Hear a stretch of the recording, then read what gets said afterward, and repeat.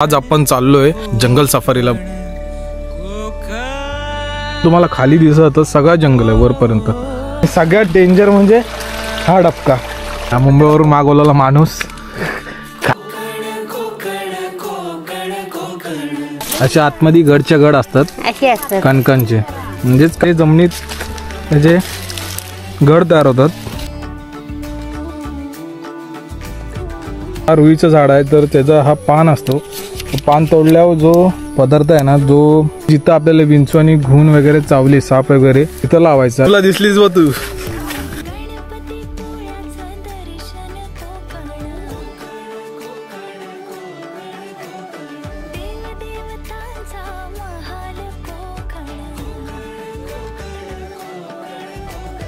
तर hello guys, welcome to my new blog. स्वागत आहे तुमचं एका नवीन व्हिडिओत। मी स्वतः मालक तुमचं शहरचं स्वागत करतोय।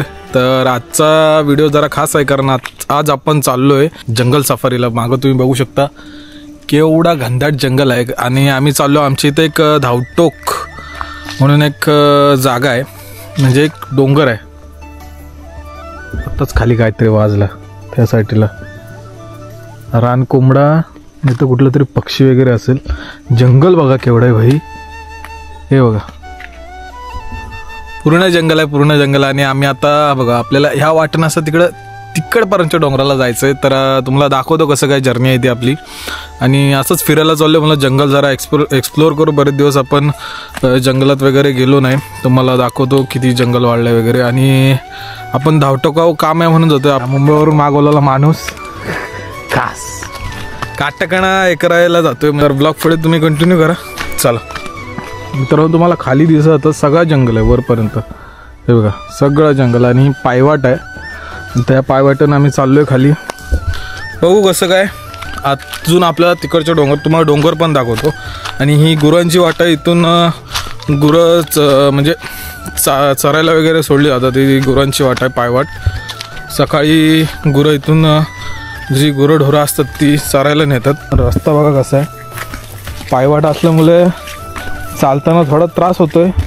ठीक आहे, आपण जाऊ, कारण रानात रस्ते चांगले नसतात, म्हणजे रस्ते नसतातच, पायवाटच असतात, त्या आपल्याला तिथूनच चालायला लागतं। बरोबर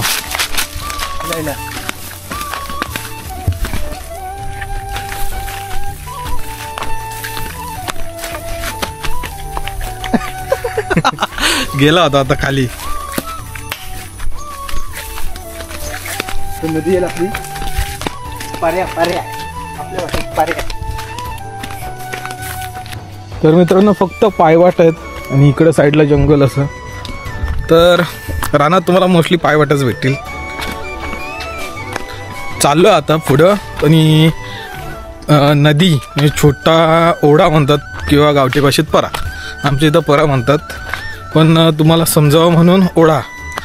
हां, तो इथं जवळच आहे बघा, इथं खाली आहे, तुम्हाला दाखवतो। पाणी आता आहे, इथं पाऊस गेला आहे तरी पण पाणी आहे, तर तुम्हाला दाखवतो। लहानपणी आम्ही इथं पोहायला यायचो, कारण जवळ होतं आणि सगळी पोरं होती, त्यामुळं पोरं पोहायला यायचो। तर आता कोणी येत नाही बघा, रस्ता बघा पडलो होतो। आता खाली बघून पण चालायला लागतं आहे, कारण खाली बघितलं नाही तर काम 25। आता ओढ्याच्या जवळ आलो आहे, तुम्हाला दाखवतो। ही वाट मी इथं मे बी 5-6 वर्षांनी आलो आहे, कारण लहानपणीच कधी आलो ते पण आठवत नाही। आणि हा बघा आमचा पुढा, इज कॉल्ड ॲज परा। इथं आम्ही लहानपणी यायचो। आणि हा जो तुम्हाला डबका दिसतो, तुम्हाला डबका दाखवतो, 1 मिनटं दाखवा। कपडे वगैरे धुवायला येतात इथं अजून पण, कारण पाणी आहे म्हणून। ह्या डबक्यात पोहायचो, कारण हा डबका त्या टायमाला खूप खोल होता। आणि सगळ्यात डेंजर म्हणजे हा डबका, म्हणजे ह्याच्यात आम्ही पोहायचो, कारण लहान असल्यामुळं तेव्हा हा खूप खोल वाटायचा आम्हाला। म्हणजे असं वाटायचं की ही जागा आहे ना, ही इथं कोणच नव्हतं जात, कारण गेलं वाटायचं की आता आम्ही बुडणार, म्हणून आम्ही तिथं जायला घाबरायचो पहिल्यांदा। आत्ता काय ना, आत्ता कसाही नड इथून उडी टाकायची अशी ना ब्रो। चला कंटिन्यू करा। आता आपलं तिकडं वरती जायचं आहे, कारण तिकडं वाडा आहे, म्हणजे जिथं गुरं पाय सरलेला, म्हणजे जिथं गुरं वगैरे बांधतो तो वाडा आहे तिथंच वली आहेत.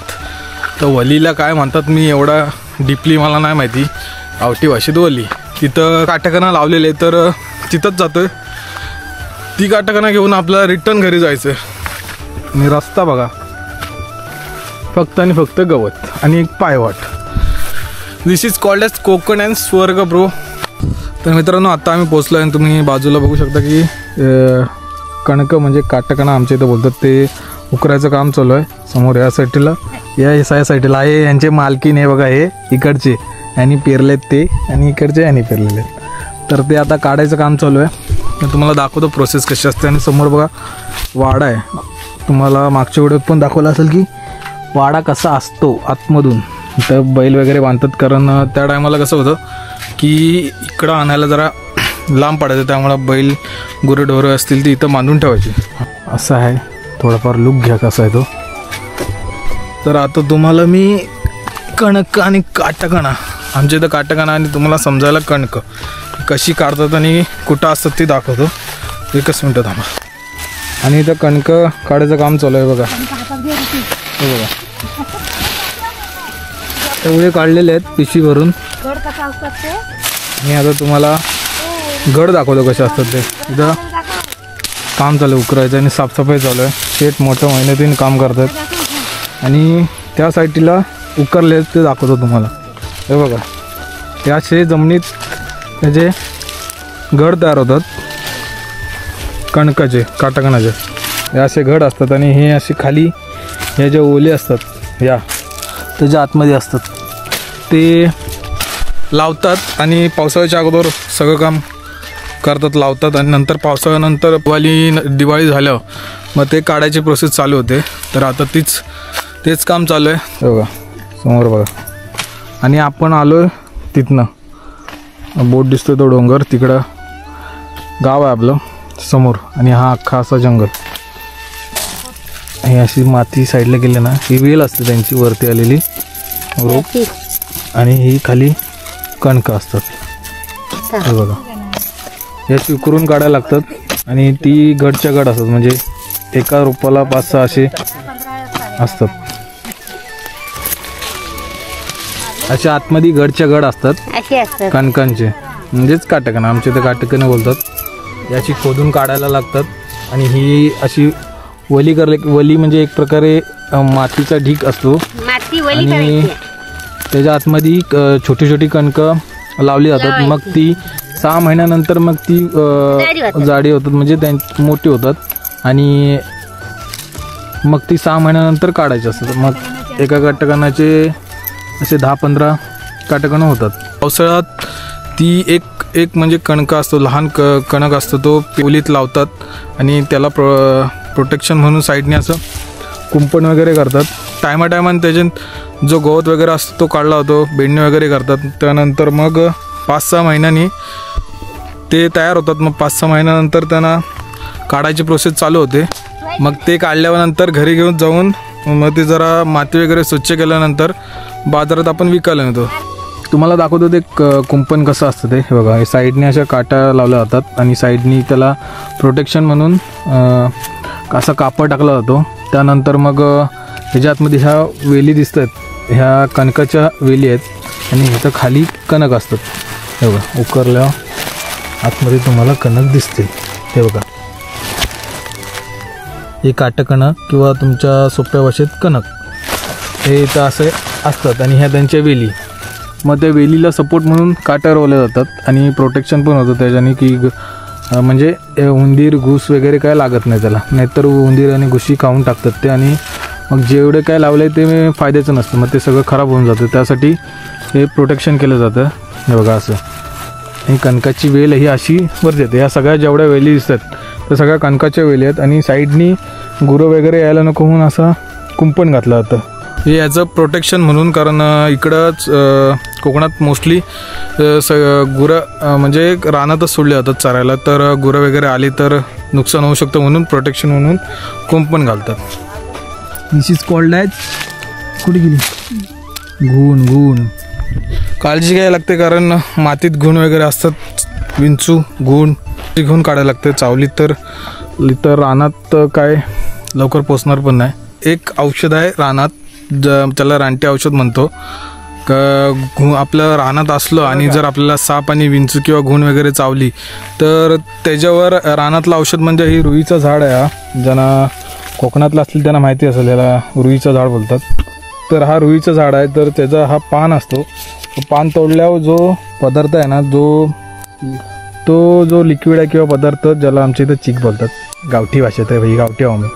तर तो जिथं आपल्याला विंचू आणि घुण वगैरे चावली, साप वगैरे, तिथं लावायचा. त्याच्याने जो आपल्या साप आणि विंचूचा चावल्याचा जो विष असतो ना, तो थोड्या प्रमाणात कमी होतो आणि आपल्याला जरा म्हणजे बरं वाटतं त्याच्यामुळं. तर हा एक रानातला औषध आहे. जर ज्यांना कोणाला माहिती नसेल तर त्यांना आता माझ्या व्हिडिओ बघून माहिती पडलं असेल, तर त्यासाठी लाईक करा, शेअर करा, तुमच्या भावाला मोठं करा. तर आता आम्ही कणकं उकरलेत, ती घेऊन घरी जातो. चला.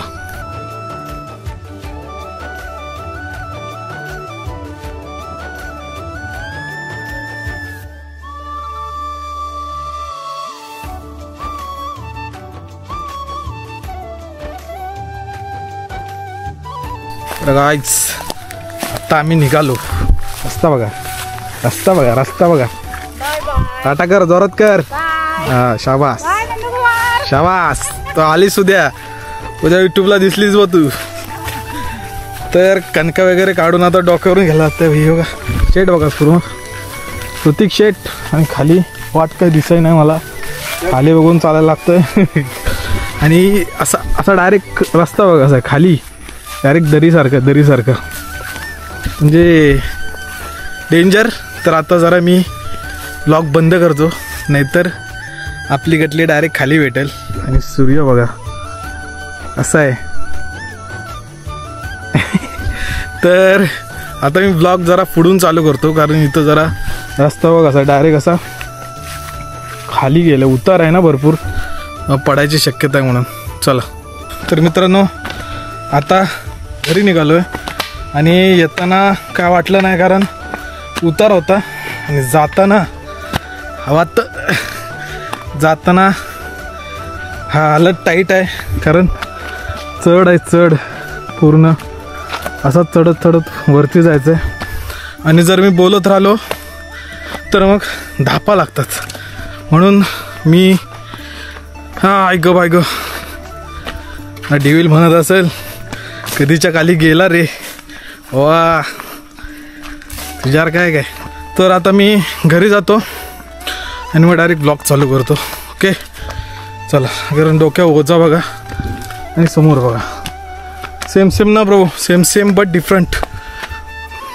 तर मित्रांनो आता आवाज ट्रॅव्हल कसा करतो बघा.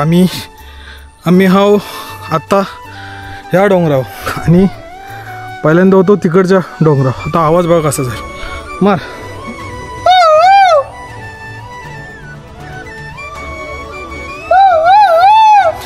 तिकडपर्यंत आवाज गेला आणि तिकडचा आवाज इकडे क्लिअर येतोय आणि इकडचा आवाज तिकडे क्लिअर जातोय.